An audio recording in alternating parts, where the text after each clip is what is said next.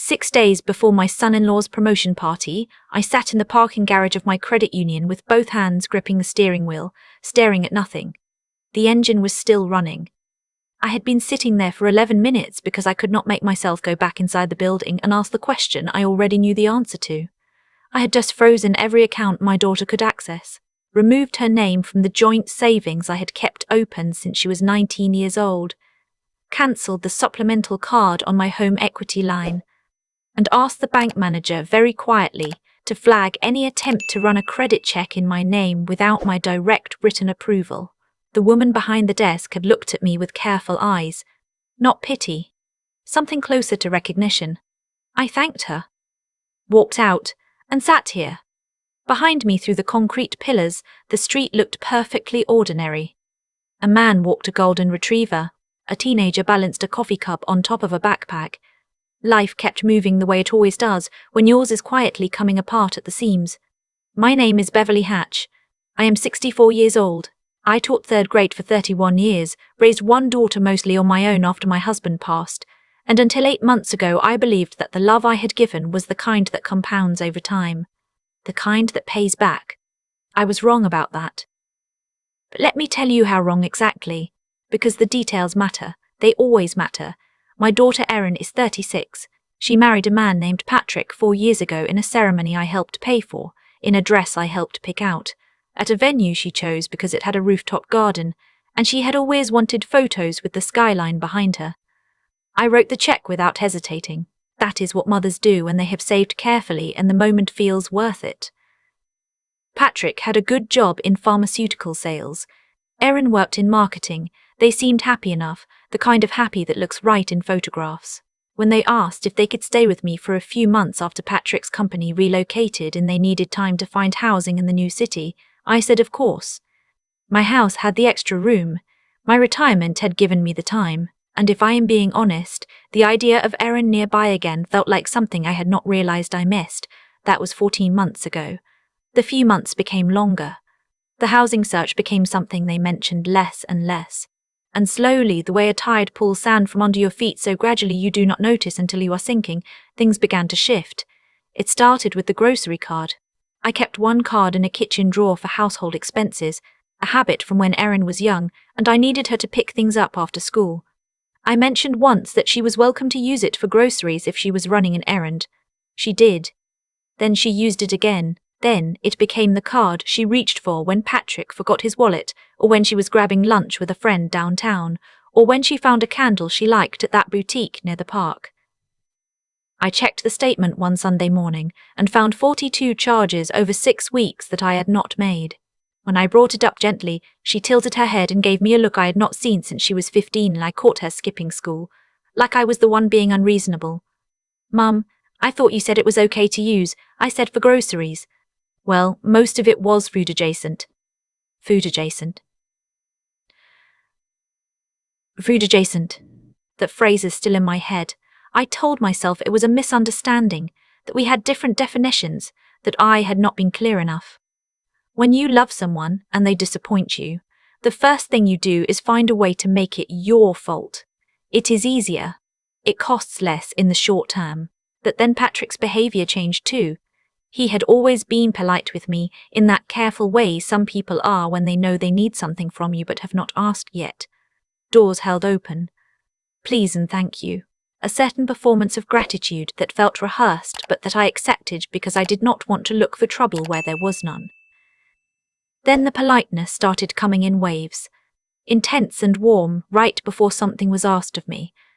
Cool and distracted after I had said yes. I began to notice the rhythm. I began to keep track. One evening about 3 months ago, I went to the kitchen for water after 10 and found Patrick at the table alone with his laptop open, talking on the phone in a low voice. I caught only pieces before he noticed me and hung up. She won't even know until after the filing date. Clean credit, they said it makes all the difference. He looked up when I walked in. Smiled like a man who had been caught at nothing. Sorry, work call. Runs late sometimes in this industry. I said no problem, got my water, went back upstairs. I lay in the dark and turned those words over and over. Clean credit, filing date. I had good credit. The kind you build over 30 years of never missing a payment and never borrowing more than you can return. The kind that most people my age have and take for granted until someone else starts looking at it like a resource they are entitled to. I almost said something the next morning. I almost asked, but Erin came downstairs in a good mood, made eggs for everyone, and started talking about a trip she and Patrick were planning to take to celebrate his promotion. And in the warmth of a normie breakfast, I let myself believe I had misheard. I have since forgiven myself for that mostly. The promotion party was Patrick's idea. He wanted something at the new rooftop restaurant that had opened downtown. He wanted a photographer. He mentioned it would be nice if the family celebrated together, meaning me, meaning he expected my presence and probably my contribution. Erin backed him up with that specific tone she uses when she has already decided something and is informing rather than asking. Mom, it would mean a lot to both of us. I said I would think about it. That night I could not sleep. Not because of the party, because of something that had been forming at the back of my mind for weeks, something I'd been unwilling to name. That night, I finally named it. I was being managed, not loved, not included. Managed. The way you manage a resource you need access to. The warmth came on cue. The requests followed. The distance settled in between, and once I saw that, I could not unsee it. I started paying closer attention. I printed my last 3 months of bank statements and spread them on my bedroom floor one afternoon when the house was empty. I went line by line with a yellow highlighter and a cup of tea that went cold before I finished the first page. There were charges I had not approved. A recurring subscription. 2 spa appointments billed under Erin's name, but charged to the account number I had only given for emergencies.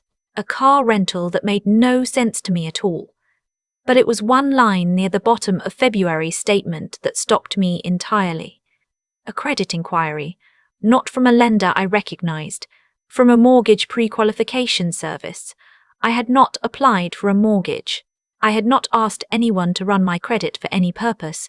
I sat on the edge of my bed and held the paper until my hands steadied. Then I called my financial advisor, a woman named Constance who had handled my retirement accounts since my husband passed, and who had seen me at my most frightened and had never once wasted my time. Connie, I said when she picked up, I think someone used my credit without asking. What do I need to do? She asked 3 questions. Then she said, come in tomorrow morning. First thing. Bring everything. I did. What she showed me the next afternoon was worse than I had allowed myself to imagine. My credit had been checked 4 times in 8 weeks by 2 different services. One of them was a lender that specialized in investment property financing. The inquiries were not catastrophic on their own, but the pattern was clear to anyone who knew how to read it. Someone was preparing to use my clean borrowing record to secure a loan, and based on the timing and the services used, they needed my name on the paperwork. I drove home in a state of cold, flat clarity that I now understand is what the body does when panic has nowhere useful to go. I was not crying. I was not shaking. I was just seeing. When I pulled into my driveway, Erin was on the front porch talking on her phone. She waved at me, smiled, and kept talking. Patrick's car was not there. Inside, everything looked the way it always did. The same mail on the counter. The same throw pillow she had moved from the chair to the couch 6 months ago, and that I had never moved back. I went to my room and locked the door. I sat down, and I thought about the woman I had raised. The girl who used to fall asleep in the back seat on long drives and who I would carry inside, shoes still on, because waking her felt like too great a cost. The teenager who cried when her cat died and who I held in the driveway until she had no more crying left. The woman at the altar who mouthed the words, "I love you," in my direction while the photographer counted down. And then I thought about the phone call I had overheard. Clean credit. I made a list. I'm a former 3rd grade teacher. We make lists. 1. Call Constance back and begin the process of locking everything. 2. Talk to an estate attorney about protecting the house. 3. Find out exactly what they were planning before I said a word. 4. Do not let either of them know I knew. I managed 4 for longer than I expected. 11 days. I smiled at breakfast. I asked Patrick about his promotion. I let Erin tell me about the party planning while I listened and nodded and filed every detail like evidence because by then it was. The answer to what they were planning came not from my own digging but from a woman I had met exactly once. Her name was Diane. She was the wife of one of Patrick's colleagues, and she had been at the dinner party Erin hosted 2 months earlier, the one where I sat at the end of the table and mostly listened. We had spoken briefly about teaching. She had a daughter in 1st grade. We exchanged that familiar look of recognition that women of different ages sometimes share when they realize they understand something about each other. 10 days after I found the credit inquiry, she called me. I almost did not answer because I did not recognize the number. I am glad I did. Mrs. Pereira.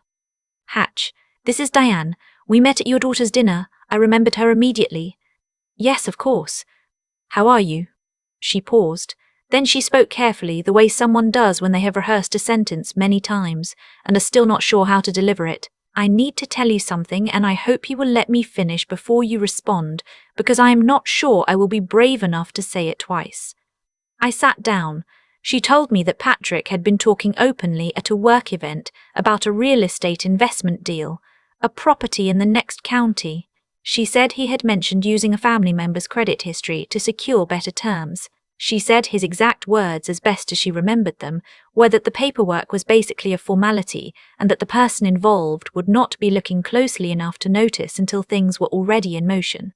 I listened without speaking. She said she had gone home and told her husband and could not stop thinking about the older woman at the dinner table.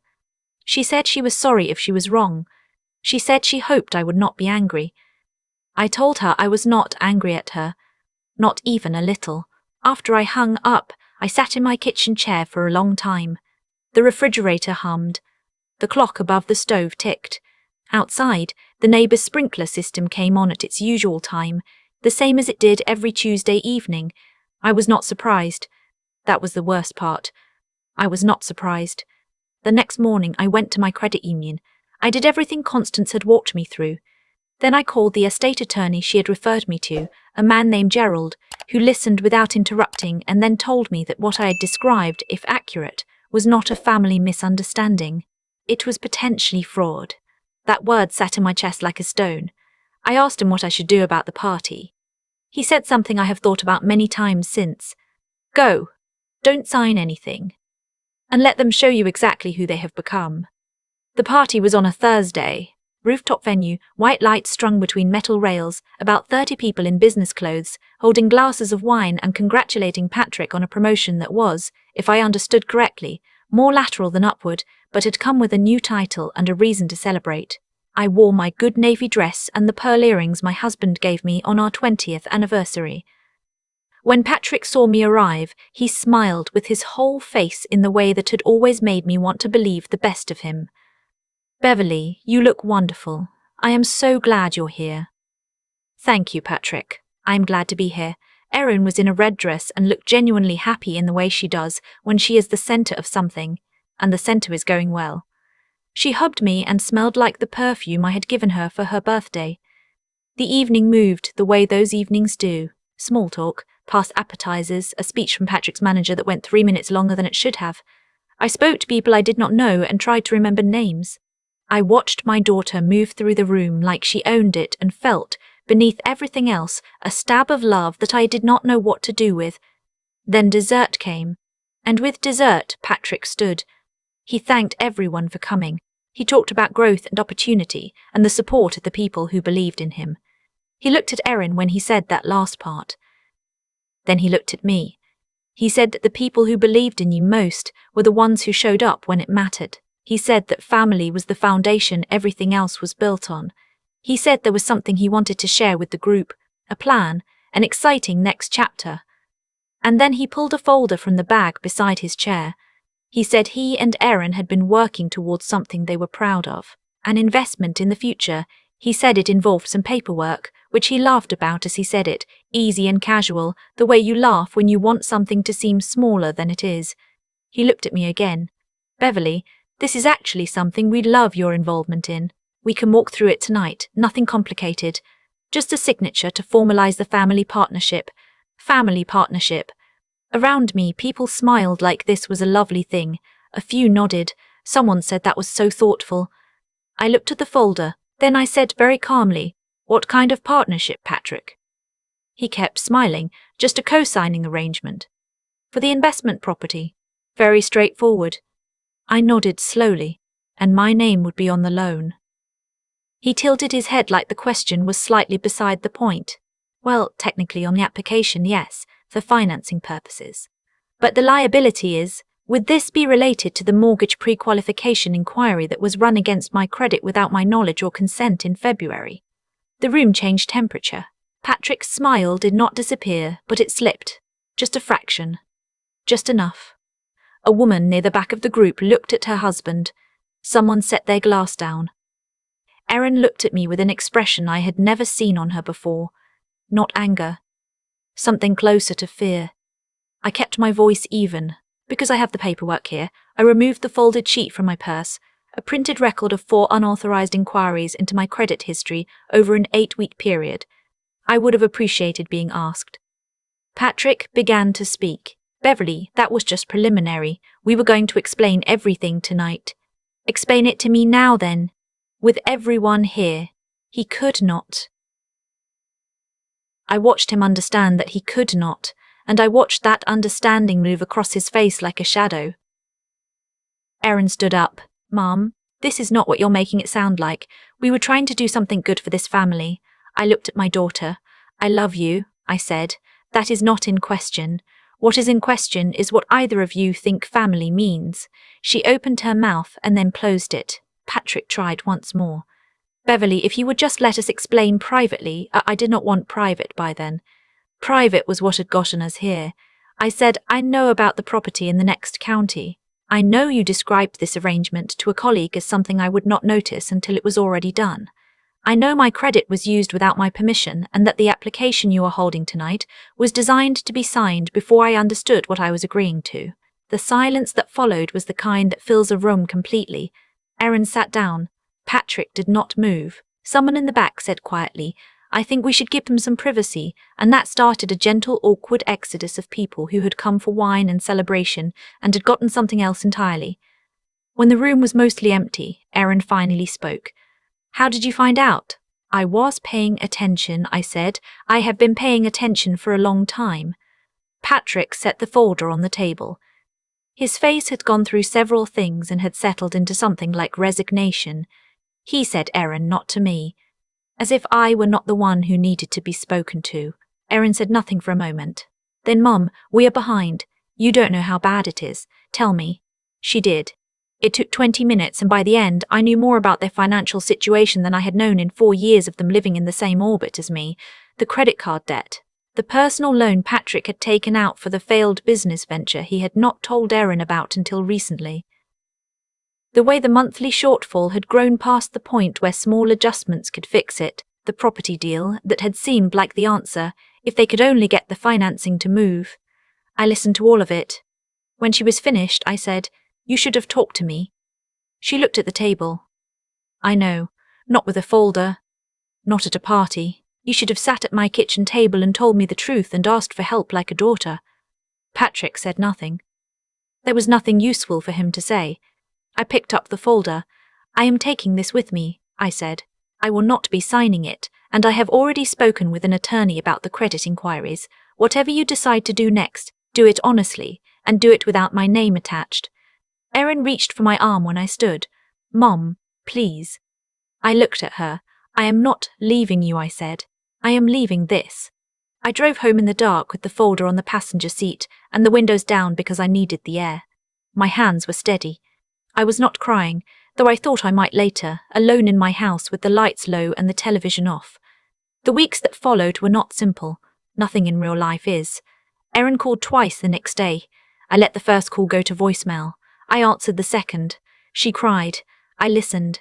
I did not tell her that it was fine, because it was not fine. But I also did not hang up. Patrick was quieter. He sent a text that said he owed me an apology and that he was sorry he had let things go that far. It was a short message and it did not say enough, but it was honest, which was more than I had expected from him. Gerald, my attorney, sent the credit bureaus formal letters disputing the unauthorized inquiries. The lender associated with the property deal was notified. There were no charges filed, but there was a formal record, and Patrick knew it existed, which mattered. The investment property deal fell through. I was not sorry about that. What I was sorry about, and still am, is the 14 months I spent quieting my own instincts for the sake of peace that was never really there.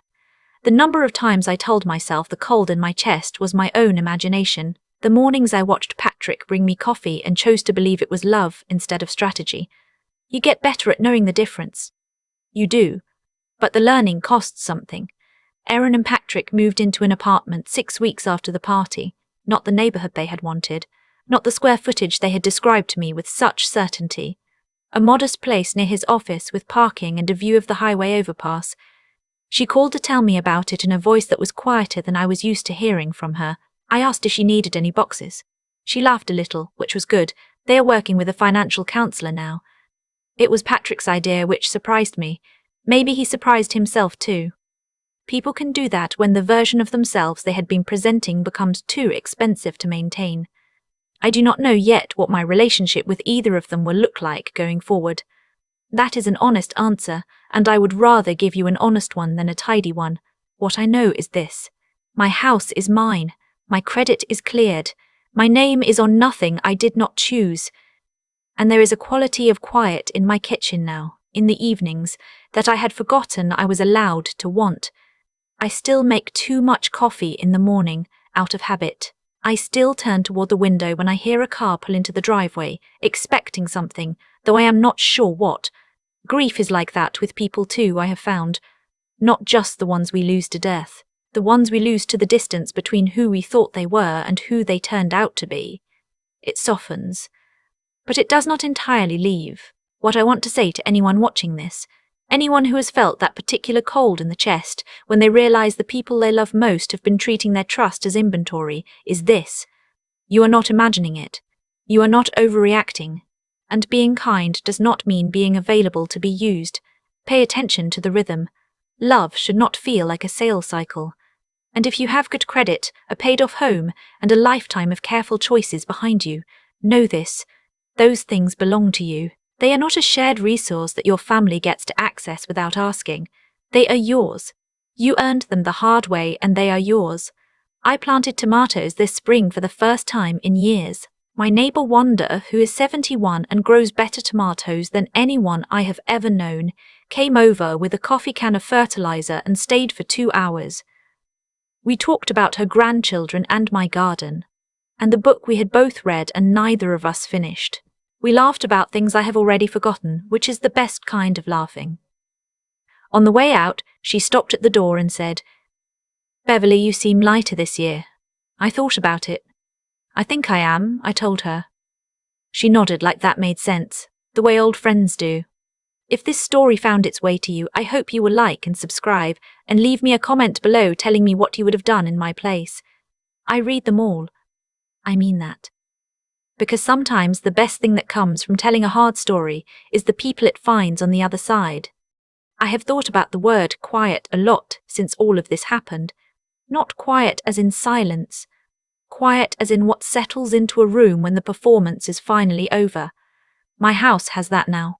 Most evenings anyway.